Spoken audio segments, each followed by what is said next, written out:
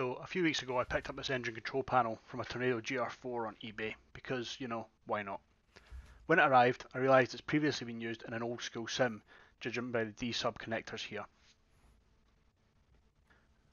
So I decided, hey, why not try wire it into an Arduino and see if I can use it with DCS.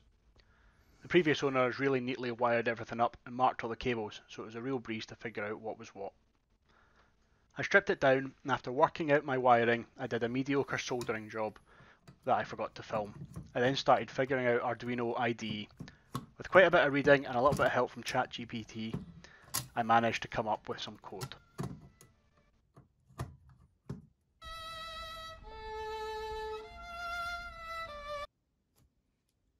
And here's the end result, all functional and even quickly set up in an A10 to show it off.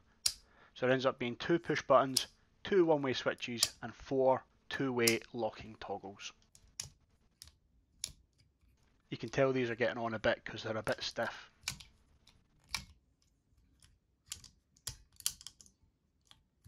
I didn't bother trying to work out the backlight or the fail LEDs as I play in VR and don't need to see them, and it would require so much more research into how Arduinos work.